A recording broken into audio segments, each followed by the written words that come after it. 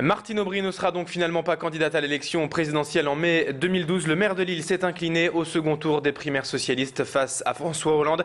Assez nettement d'ailleurs, avec 44% des voix pour Martine Aubry contre 56% pour François Hollande.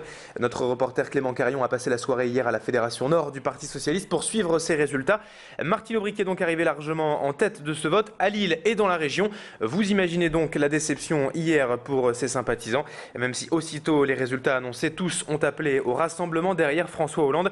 Le maire de Lille va ainsi retrouver dès aujourd'hui son poste de premier secrétaire du PS. Clément Carion a recueilli les réactions hier soir de Bernard Desrosiers, l'ancien président du Conseil général du Nord et soutien de François Hollande. Il se tourne déjà vers l'élection présidentielle. On l'écoute.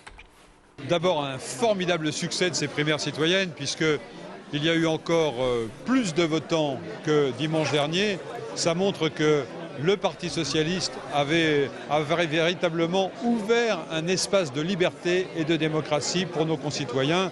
Et c'est la grande victoire que nous devons tous ensemble, tous les socialistes, tous ceux qui sont venus voter, que nous devons aujourd'hui fêter ensemble.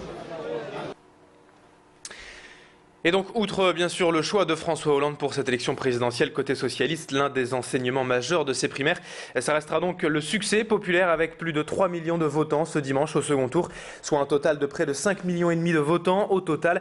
Un engouement populaire et médiatique indéniable sur lequel ne manquera certainement pas de s'appuyer le Parti socialiste durant la campagne. Alors pour comprendre cette mobilisation, notre reporter s'est rendu dans le bureau de vote de Martine Aubry hier, l'école Jean-Jacques Rousseau dans le Vieux-Lille, et est allé à la rencontre des votants. À Lille comme ailleurs, la participation a été très forte et même en hausse par rapport au premier tour hier. Alors pourquoi avez-vous voté peut-être lors de ces primaires? Vos réponses à cette question de Clément Carion tout de suite sur Grand Lille TV. J'espère que ça va apporter du changement dans les esprits et j'espère que ce sera concluant pour aussi les présidentielles. Je trouve que c'est une initiative intéressante.